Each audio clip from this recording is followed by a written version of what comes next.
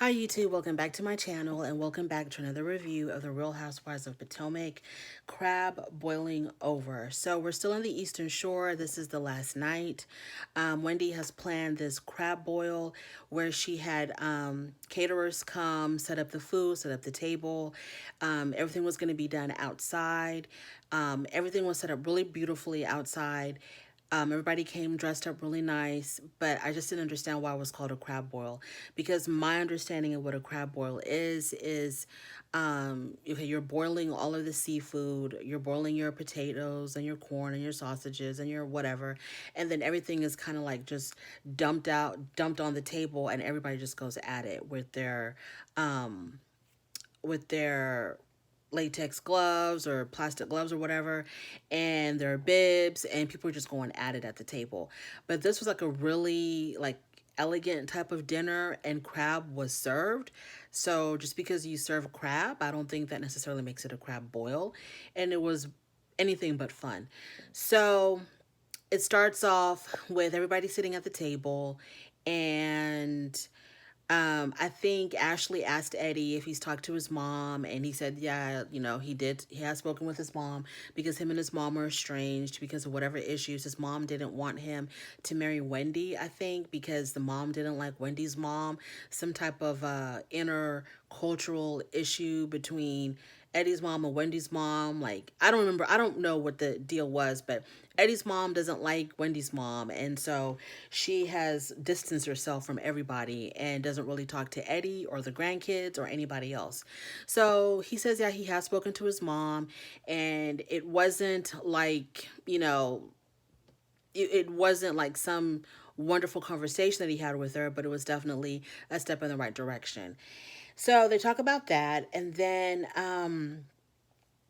Gordon had left. Oh yeah, Gordon had left. Everybody's sitting at the table. Gordon leaves because he said it was getting too cold for him. And then he left, and I thought he was going to be gone for good because, it's only going to get colder. But he came back, and when he came back, he started making these jokey references to sleep and wanting to sleep and needing to sleep. And it was all referring to Ashley and when she was sleeping on the bus. And so Ascala and Giselle were kind of like, you need to kind of calm down with that because you're really making her upset. And he was like, I'm just trying to have a good time. Why would I be making anybody upset?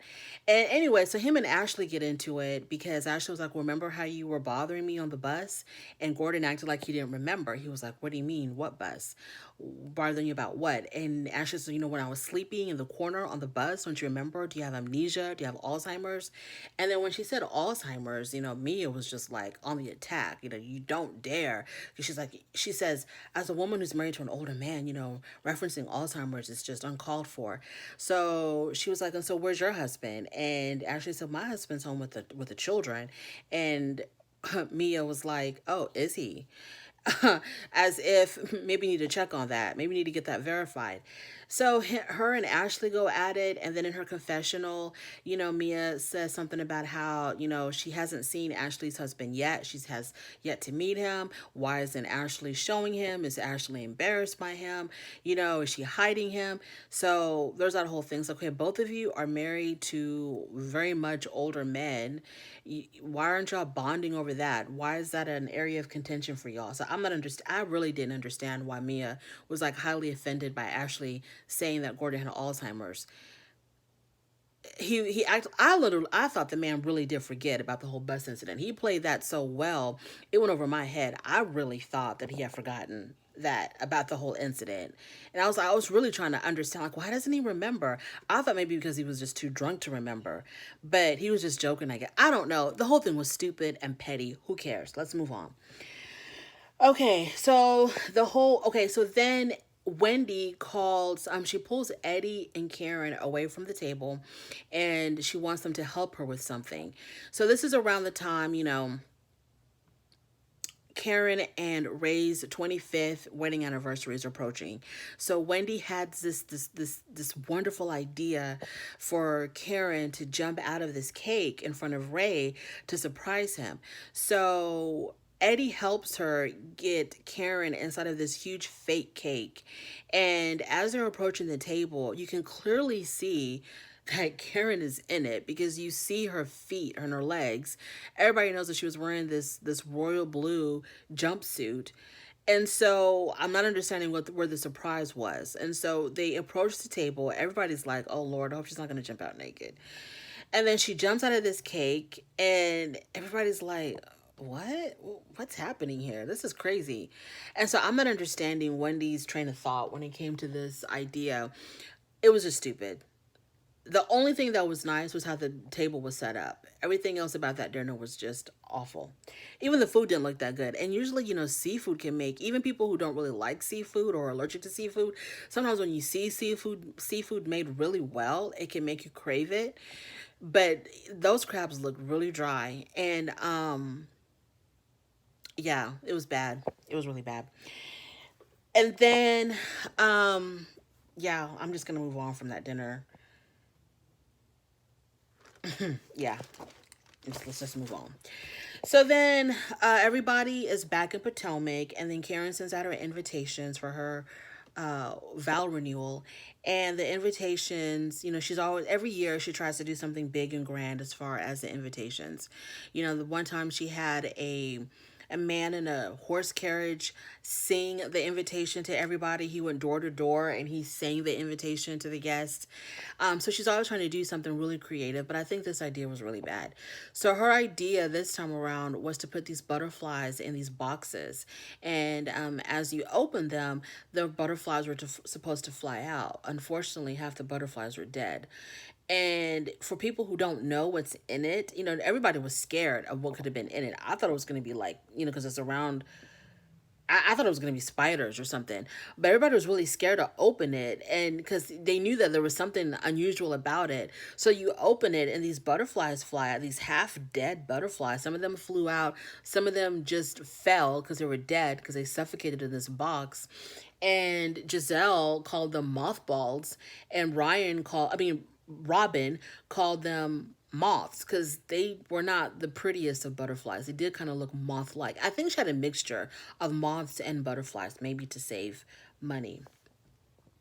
Mia and Gordon are sitting on their couch and they're talking about this incident that did not happen on camera. So they're just kind of retelling it.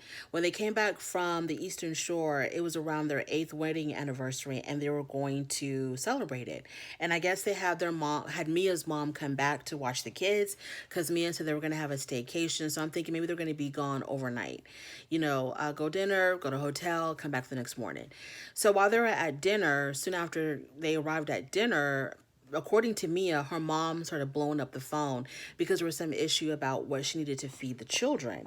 And I don't know if she was ignoring her mom. I'm not understanding why her mom kept blowing up the phone. So you pick up the phone, you tell your mom what to feed them or where to find the food or whatever, and then it's over, it's done. Why the mom kept calling and disturbing their dinner, I don't understand. It didn't make any sense to me, which makes me think that there's a part of this story that's missing. Anyway, Gordon gets really upset that the mother keeps calling Mia. He grabs the phone from Mia, and him and the mother get into it over the phone. And for whatever reason, they felt the need to go back home. I don't know if the mother was threatening to leave the children home alone or why they felt like they had to rush back home at that moment. So they rush back home, and then as soon as they get home, Gordon and Mia's mom are going at it. I'm not sure. I feel like there's a lot that was missing from this story because none of it made any sense. And so Gordon and his mother-in-law start, I guess, going at it, and the mother storms out.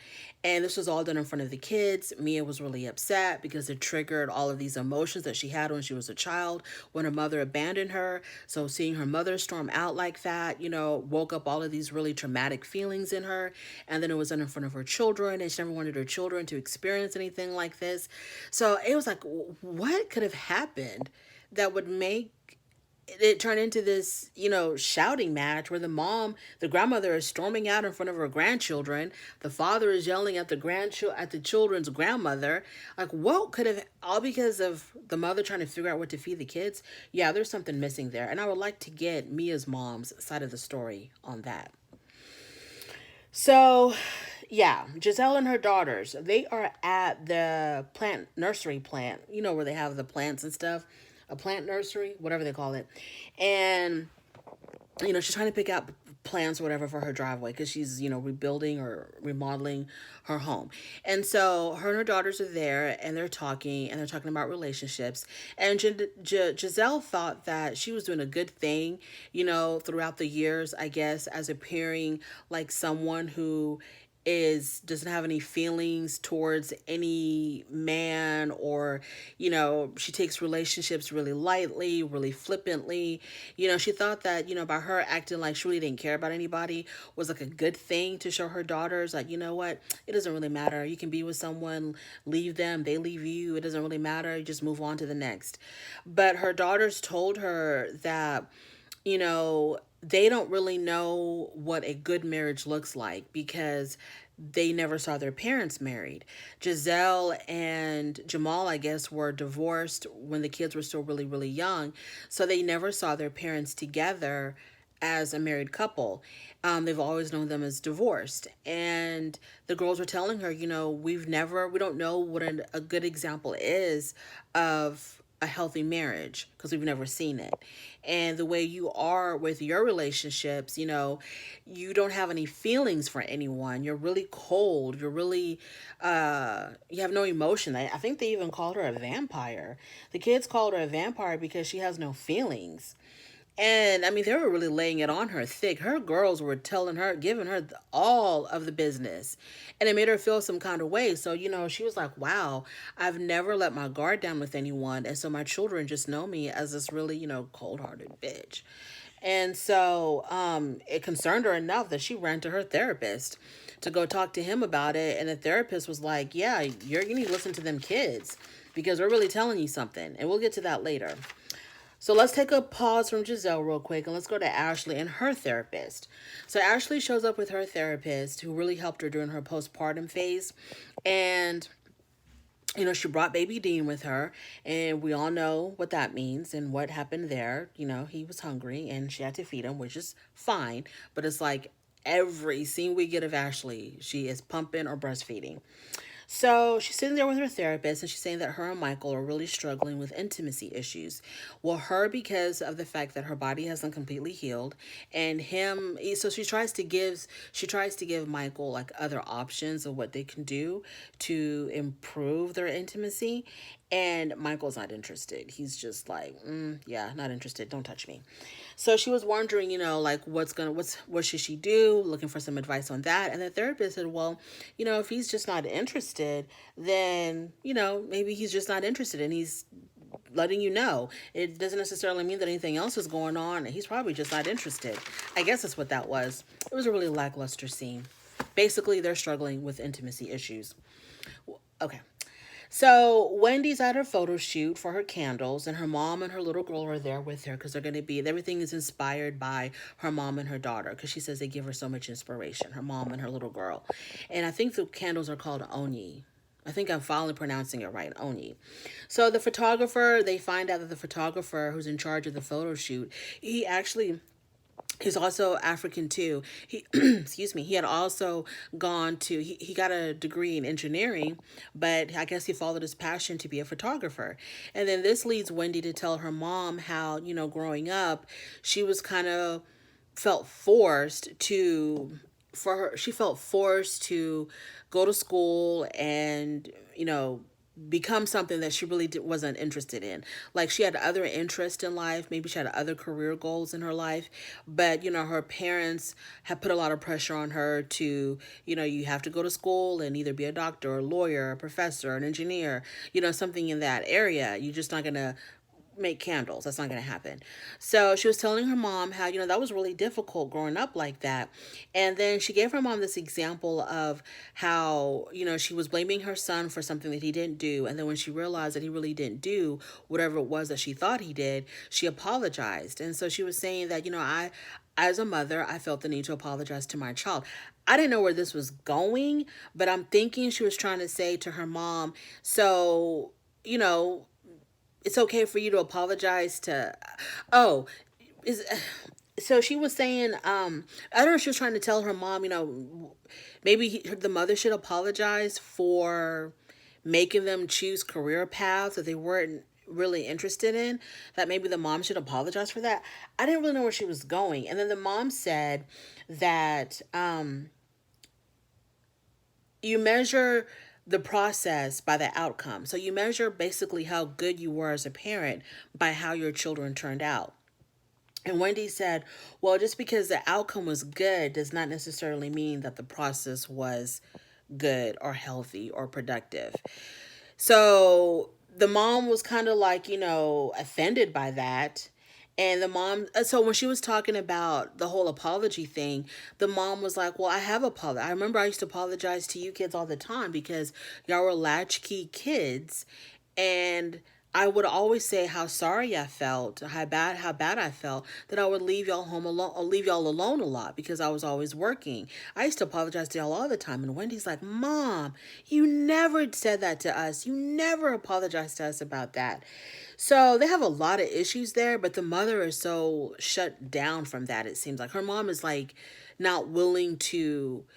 The mom was like, as long as my kids grew up and they were professionals or they're making a lot of money, that's all that matters, and that proves that I was a great mom. Who cares if they were unhappy, if they would cry themselves to sleep at night in college because they were studying things or majoring things that they really didn't want to do, that they felt all this pressure to be something that they really were not, and they felt like they were going to absolutely disappoint me if they didn't do what I wanted them to do. Who cares about that? The fact that they were engineers and professors and doctors and whatever else, that's all that matters. So I did a great job as a mom. Who cares if my children suffered in the process?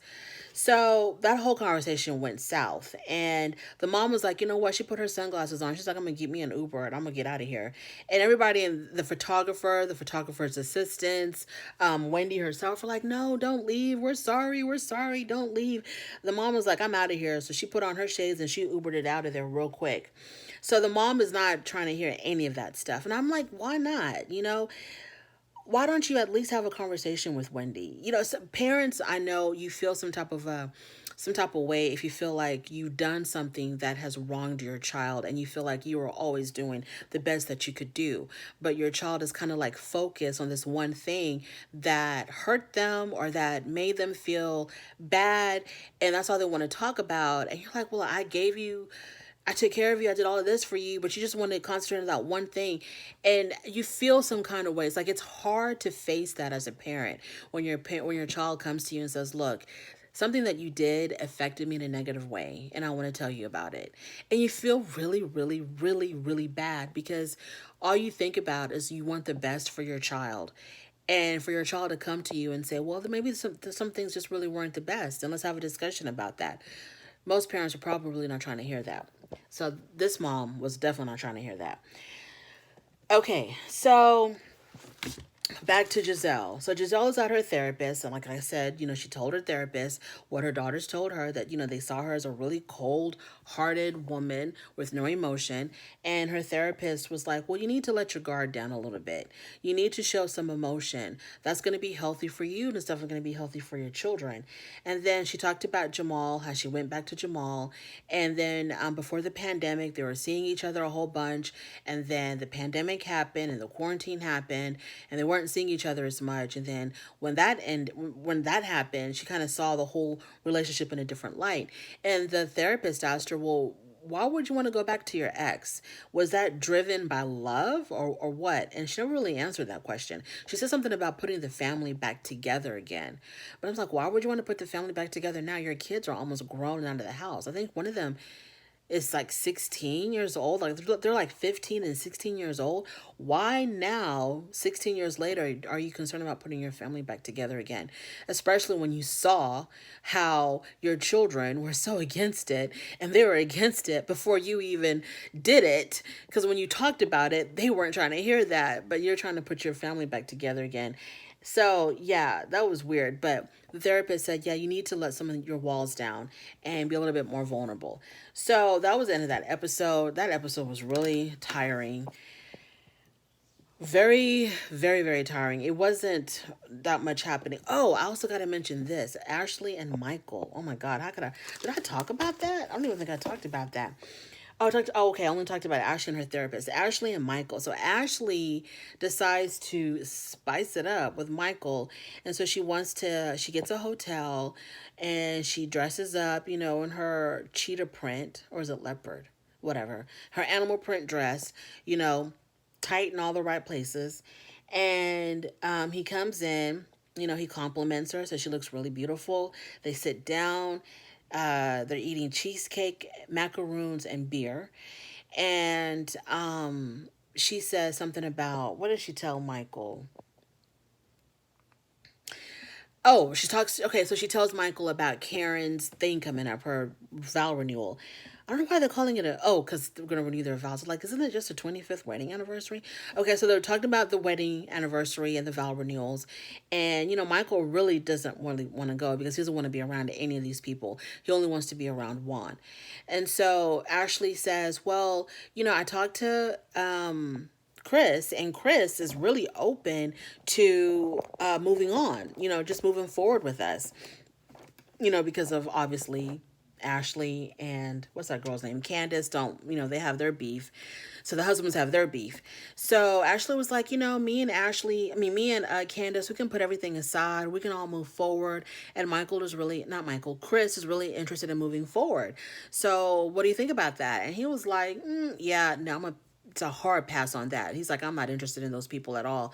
They are, the wife pulled a knife on you. Candace said a whole bunch of horrible things about you. No, he's not interested in that. He said, why would I want to be friends with Chris when I already have one?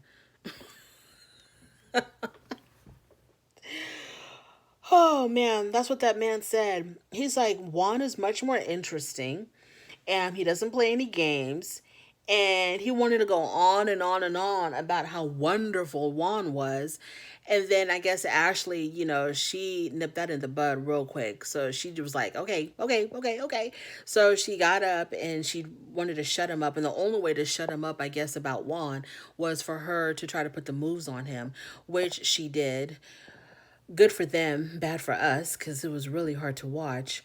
It's crazy how this very attractive young woman, whenever she tries to put the moves on her husband, it's just the most difficult thing to watch. I don't know if it's because of their age difference.